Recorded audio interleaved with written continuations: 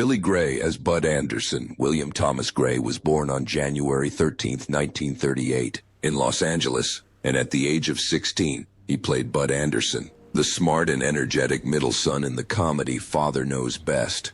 He became a role model for American teenagers during the show's run from 1954 to 1960. However, when he stepped away from the spotlight, Gray struggled with harsh realities. The film industry never allowed him to experience a normal childhood, the rush to school, the makeshift shelters, and the loneliness of fame. Just 2 years after the film was completed, Gray made headlines when he was arrested for marijuana possession in 1962 and admitted to using the drug since he was 15, even while filming Father Knows Best. The case shattered Bud's good-natured image and nearly derailed his film career, forcing Gray to find a new path. In the 1970s, he took up motorcycle racing and began to make a name for himself as a racer and inventor, later achieving success with the creation of the F1 guitar pick, a product that was highly regarded by musicians. Gray repeatedly claimed that the show Father Knows Best was unrealistic and imposed limited expectations on him, leading to deep resentment toward the entertainment industry at the time. 2 failed marriages further cemented his rebellious reputation, but also contributed to the development of a free-spirited personality that was far from the ideal teenager. In 2025, Billy Gray is 87 years old and still lives in the Topanga, California, home he bought during the Daddy Knows era. He focuses on his business, collects motorcycles, and cherishes his independence, with an estimated net worth of $2 million. This is a testament to his journey of ups and downs, but also perseverance. Harry Hickox as Verl Carson. Harry Milton Hickox was born on October 22, 1910, in Big Spring, Texas. At age 44, he played Verl Carson in Father Knows Best, 1955, a quiet and trustworthy neighbor who was always willing to help the Anderson family. On screen, audiences loved him for his gentle and sincere appearance, but off-screen, Hickox had a tumultuous personal life, a stark contrast to the warm image he portrayed. Throughout his career, Hickox dreamed of conquering Broadway, but he faced bitter failures that left him feeling resentful and dissatisfied. In the 1960s, while managing a local theater company, he faced fraud charges, and although he was never formally convicted, these scandals severely damaged his reputation. During the production of the musical The Music Man, 1962, his temper and alcoholism led to heated arguments with the director, and he was sometimes thrown out of rehearsals for aggressive behavior, negatively affecting his reputation in the industry. His marriage to Mary Louise McConnell, which lasted 50 years, also suffered. These public breakups, along with a rumored affair with a young jazz singer, gave Hickox a reputation for being unfaithful and emotionally indifferent. He promised to leave his wife for a new one but never did, adding to the tension in his family. When he appeared in The Ghost and Mr. Chicken, 1966, Hickox had to put aside his personal scandals to play the role, but the scars on his reputation never really healed.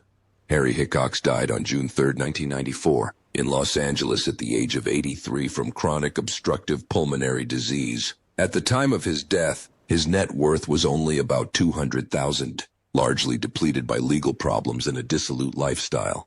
William Fawcett as Mr. Trumbull. William Fawcett Thompson, born September 8, 1894, in Georgia, was 60 years old when he appeared in the 1954 film Father Knows Best, playing Mr. Trumbull, a strange but kind character who brought tender and sympathetic moments to the audience. On screen, Fawcett was portrayed as a wise and kind man. In real life, however, he had an unpredictable and complex temperament that worried many people. Despite holding a doctorate and being respectfully addressed as Doctor, Fawcett was once suspended from teaching for alleged inappropriate behavior with students. The scandal was never fully resolved, but it was temporarily quelled by his status as a decorated veteran of the Legion of Honor. During productions of the Seminole Uprising in 1955 and the Comancheers in 1961, Fawcett continued to carry a pistol for fear of being harmed and even vehemently accused a stagehand of vandalizing his property, creating an atmosphere so tense that many of his colleagues shunned him. His paranoia also spilled over into his personal life, gradually alienating him from his children. It is rumored that he had not spoken to them for more than a decade before his illness. Despite appearing in hundreds of films and being best known for his role as Pete Wilkie in Fury, Fawcett never had a close circle of friends, living a quiet life and always in a state of alert. On January 25, 1974, William Fawcett died of heart failure in Sherman Oaks, California, at the age of 79. His net worth at the time was only about $150,000. He is buried at Roselawn Cemetery in Minnesota, next to the Veterans Memorial. Sam Flint as Mr. Armstead. Sam Flint, whose real name was Samuel A. Etheridge, was born in Gwinnett County, Georgia, on October 19, 1882. He was 74 years old when he played the noble gentleman Mr. Armstead in the 1956 film Father Knows Best. In that film, he left a deep impression of dignity and kindness. Audiences remember him as a symbol of seriousness and honesty on screen. However, Flint's real life revealed a harsh reality, full of contradictions and quiet loneliness. In the 1930s, Flint was blacklisted by several theaters for insulting colleagues after he carelessly called one of his leading actresses a hawk, severely damaging his professional reputation. His overbearing personality and sharp tongue gradually alienated Flint from friends and colleagues, forcing him to take supporting roles, such as in It's a Wonderful Life, 1946, just to keep his name. His marriage to Ella Etheridge was also tumultuous, with Flint famously making a rule that he would not take a role without his wife, leading to conflict and deep isolation within the artistic community. It was later rumored that Flint cut off contact with his children after a heated argument and even disinherited one of them in his will, leaving a psychological scar that never healed.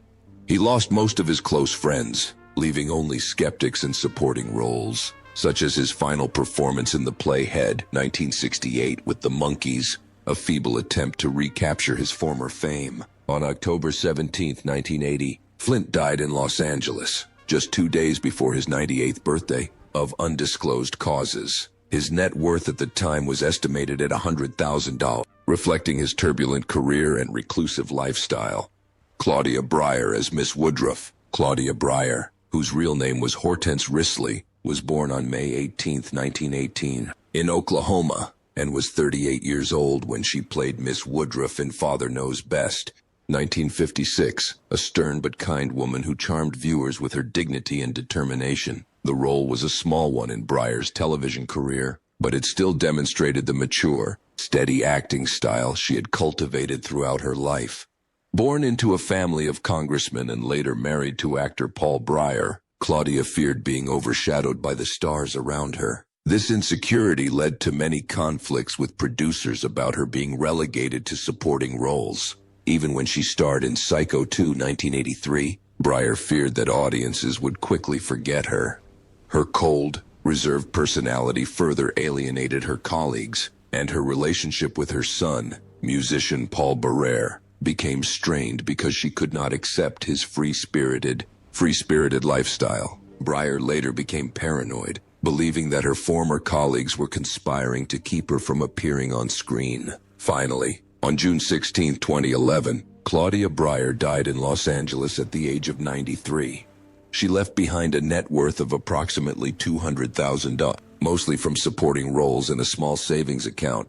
Roger Smith as Doyle Hobbs. Roger Laverne Smith was born on December 18, 1932, in Southgate, California, and was only 22 years old when he played Doyle Hobbs in Father Knows Best, 1956. A young, elegant and ambitious man with good looks and self-confidence. This role, though brief, launched Smith's promising career on American television. But behind that charming smile was a journey filled with turmoil and challenges. Smith quickly rose to fame with his role as Jeff Spencer in the 1977 film Sunset Strip, but in the early 1960s, a blood clot in his brain nearly killed him, leaving him with lingering health problems and mental instability. During the filming of Mr. Roberts in 1965-1966, Smith continued to struggle with depression and mood swings, causing tension in his relationship with producers. Then, as he withdrew from public life to tend to the career of his wife, film star Anne Margaret, rumors of his over-controlling ways arose, leading to long-standing conflicts that the public never fully understood. By the late 1970s, Smith had largely disappeared from Hollywood, living so quietly that it was rumored that he had secretly checked into rehab, forcing him to withdraw from public life and quietly support Anne Margaret. On June 4, 2017, Roger Smith died in Sherman Oaks, Los Angeles, at the age of 84, from complications of myasthenia gravis. His net worth at the time was approximately $2 million, accumulated through his acting career and management work. Eleanor Donahue as Betty Anderson. Eleanor Donahue was born on April 19, 1937, in Tacoma, Washington. She made her screen debut in 1954, at the age of 17, as Betty Anderson, the smart, charming eldest daughter of Best, the ideal of the American girl of the 1950s. The role catapulted her to fame, but it also cemented Donahue's image as a good girl, and she struggled for years to escape Betty's shadow. In the 1960s, Eleanor tried to reinvent herself with roles in television series like The Andy Griffith Show and The Odd Couple, but the pressure of comparison and audience expectations sometimes made her want to quit acting. Furthermore, her first marriage fell apart when she was very young, leaving her with deep emotional scars, self-doubt, and feelings of isolation, even at the height of her fame. Donahue later remarried to producer Harry Ackerman, had 3 children, and found stability, but admitted that she never fully overcame her fear of failure. During this time, she continued to appear in other television shows, such as Dr. Quinn and Medicine Woman, and occasionally played Betty in nostalgia projects to honor and shake off the burden of the past. In 2025, at the age of 88, Eleanor Donahue is still in great shape, occasionally appearing at Father Knows Best fan events, and is highly regarded for her grace and professionalism. Her net worth is estimated at $3 million, reflecting both her mental fortitude and her relentless passion for acting. Henry Kulke as Max.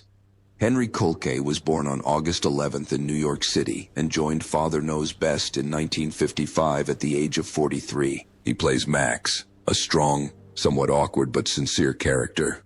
Known for his brilliant wrestling performance as Bomber Kulkovich, Kulke brought a charming sense of humor to the screen, but his personal life was tumultuous and dramatic. After achieving impressive success in the South American wrestling scene, Kulke struggled to find his footing in Hollywood, often losing his temper when he wasn't given roles that highlighted his athleticism. There was one incident where Kulke allegedly ruined a co-star's costume in a fit of rage or became so aggressive that he was banned from popular bars. His brief marriage also ended amid rumors of domestic violence and a child he never acknowledged in Mexico, further damaging his reputation. He continued to work on Riley's Life, 1953-58, and then Hennessy, 1959-62, sustaining his career with his charisma. On February 12, 1965, Kulke died suddenly of a heart attack while discussing a script at the age of 53. He left behind a net worth of about $50,000, a modest sum that reflected a life of struggle, an unstable career, and a bohemian lifestyle. Ludwig Stossel as Hans Ludwig Stossel was born on February 12, 1883, in Austria and was 71 years old when he played Hans in Father Knows Best, 1956. A quiet, intelligent European immigrant with sad memories of the war. On screen, Hans appears as a symbol of wisdom and optimism, but behind his elegant exterior, Stossel suffered from numerous psychological traumas after escaping from Nazi Germany, being imprisoned several times in Austria before successfully escaping to America. During his early years in Hollywood, Stossel was quite frail and played only supporting roles, even after he had established himself on the Berlin stage. Even after the success of Casablanca 1942, he remained deeply insecure, to the point that his colleagues rumored that he was paranoid, narrow-minded, and distrustful of those around him. Although he later starred in The Pride of the Yankees 1942 and You Me, Lady 1953, Stossel could not escape his fear of betrayal, which made him short-tempered, prone to fits of temper, and prone to swearing in German on set. Towards the end of his life, Stossel became increasingly reclusive, avoiding interviews because he believed the press was conspiring to distort his past. Although the public still remembers his catchy advertising slogan, "I am an old winemaker." This isolation cost him many friends, and he reportedly lived a reclusive life in his Beverly Hills home, speaking only to a few close relatives. On January 29, 1973, Ludwig Stossel died of natural causes related to old age, at the age of 89, just 2 weeks before his 90th birthday. His remains were cremated at Hollywood Forever and returned to Vienna, closing a courageous life. His net worth at the time was about $100,000, a modest sum given his long-standing but significant contributions to America. Robert Folk as Ed Davis. Robert C. Folk, born May 5, 1908 in Omaha, Nebraska, was 46 years old when he appeared in Father Knows Best, 1954, as Ed Davis, a friendly and witty friend of the Anderson family. On screen, Ed Davis was witty and easygoing, but off-screen, Robert Folk had a darker and more intense side. His tall and imposing personality led to rumors that he mistreated extras and crew members, earning him the nickname the Backstage Sheriff. His first marriage to actress Alice Frost was reportedly quite public, and the couple were rumored to have had an affair in the 1950s, creating a tense family atmosphere. During the filming of The Left-Handed Gun, 1958, Folk was also criticized for his arrogance and temper, which strained his relationship with the film crew. His second marriage to Barbara Slater seemed more stable, but his persistent gambling addiction continued to haunt him, forcing him to take sporadic television roles to cope with his financial problems.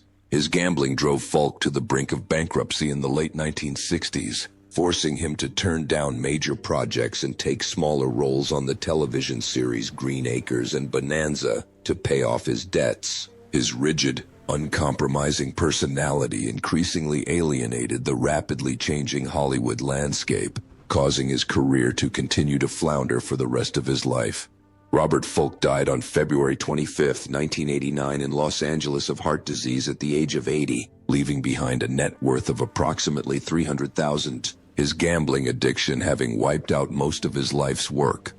Vivi Janis as Myrtle Davis. Vivi Janis, whose real name was Vivian Audrey Jameson, was born on May 29, 1911, in Omaha, Nebraska, and was 43 years old when she played Myrtle Davis, a talkative but friendly neighbor, in the 1954 film Father Knows Best. Her character possesses a charming, humorous personality that leaves a strong impression on the audience. However, Vivi Janis' real life is full of uncertainties and unexpected dark corners hidden behind the smile on screen. After her first marriage to Robert Cummings broke up, Janis remarried actor John Larch, but the marriage was not a happy one. Rumors circulated of bitter arguments and even rumors of domestic violence, although no concrete evidence was ever produced. Jealousy and insecurity plagued Janis throughout her career, often causing her to refuse to work with younger co-stars for fear of losing the spotlight, leading to long-standing conflicts. During the making of The Ghost from 10,000 Miles, 1955, Janis constantly complained about her role and feeling left out, further eroding her self-esteem. Janis's once illustrious radio career faded as the industry favored younger artists. As a result, Janis felt lonely and ashamed at being overlooked. Even on the set of Father Knows Best, Janis loudly threatened to quit because she was unhappy with her airtime, creating considerable tension within the production team and further damaging her image. On September 7, 1988, Vivi Janis died in Los Angeles at the age of 77, ending a life marked by turmoil, struggle, and loss. At the time of her death, her net worth was only about $500,000, a sum she had accumulated through radio and television appearances and a few small stage roles, leaving behind a sad and unfortunate legacy. Donald Curtis as Eddie Gilbert. Donald Curtis was born on February 27, 1915, in Spokane, Washington, and joined Father Knows Best in 1954 at the age of 39 as Eddie Gilbert, a sophisticated, self-assured character who in part reflected his own complicated life. Curtis began his career as an academic, then became an actor and preacher, building both an artistic career and a controversial spiritual movement. After leaving the film industry, Curtis, whose real name was Curtis D. Rudolph, sought out relationships with leading spiritual cults but was accused of manipulating and exploiting the faith of his followers to raise large sums of money for the Universal Consensus Conference. He is also said to have led a failed spiritual retreat in the Mojave Desert that left several people dead, although he was never formally charged. As an actor, Curtis appeared in the 1947 Broadway play Caribbean Carnival and in the 1950 television series Detective's Wife, but his temper, such as walking off set and calling the director a psychotic child, should alarm producers. Despite his calm philosophy, Curtis was prone to anger and often contradicted his own teachings. According to friends, he died in 1997 at the age of 82 of undisclosed causes, leaving behind an estimated $200,000 fortune, amassed through acting and religious work, and a legacy that was both admired and disputed. Eleanor Audley as bookstacker Eleanor Audley, née Eleanor Zellman, was born November 19, 1905, in Newark, New Jersey. At age 51, she played bookstacker in the film Father Knows Best, 1956, a supporting character whose brief appearance left an impression of confidence and composure. On screen, Audley always exuded authority and sophistication, but in real life, she harbored many deep secrets, completely opposite to the calm demeanor that audiences admired. Audley was known for her distinctive voice, voicing Lady Tremaine in Cinderella 1950 and Maleficent in Sleeping Beauty 1959, but her strict, perfectionist personality earned her a reputation as a difficult voice actress. She was once accused of insulting a young actress over a minor pronunciation error, creating a stifling, intense atmosphere in the studio. In the late 1960s, she was even dropped from a major voiceover project for being difficult to work with, a development that hampered her career and left Audley lonely and alienated from her colleagues.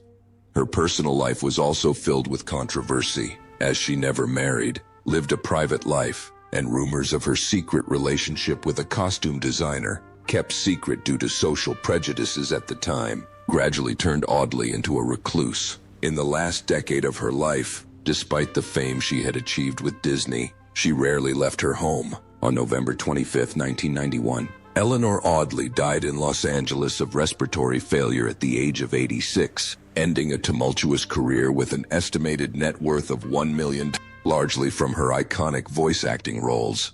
Her legacy is both magnificent and lonely. Jane Wyatt Jungvi Margaret Anderson, Jane Waddington. Wyatt was born on August 12, 1910, in New Jersey, and grew up in a prominent Manhattan intellectual family. In 1954, at the age of 44, she landed the role of Margaret Anderson in the television series Father Knows Best, transforming her into a gentle, exemplary mother who was loved by millions of viewers. Margaret's image became a symbol of sacrifice and forgiveness, earning Wyatt 3 consecutive Emmy Awards and cementing her reputation in American television. However, Wyatt's life was marked by intense stress and pressure. At the height of her career, she publicly opposed the House Un-American Activities Committee, HUAC, and its communist witch hunt policies. This political stance led to her being unofficially blacklisted, boycotted, and losing many contracts, leading to financial crisis. These difficult years forced Wyatt to retreat to the New York stage, where she appeared in the play Autumn Garden with Frederick March, to maintain her passion for acting while quietly battling public pressure and damage to her reputation. Her seemingly perfect marriage to Edgar Bethune-Ward was also tumultuous. Political and religious differences caused periods of estrangement and distance between them, though they maintained the outward appearance of a close-knit family. Amidst these uncertainties, Wyatt continued to show her talent, playing Amanda Grayson, Spock's mother, in the Star Trek episode Journey to Babel, 1967, and then returning in Star Trek IV, The Voyage Home, 1986, a quiet affirmation of her professional worth despite setbacks and scandals. Towards the end of her life, Jane Wyatt suffered a mild stroke in the 1990s, but she quickly recovered and gradually withdrew from public life, living peacefully with her children and grandchildren. On October 20, 2006, she died peacefully in Bel Air, California, at the age of 96, leaving behind a net worth of approximately $4 million, including television and film contracts, as well as family investments.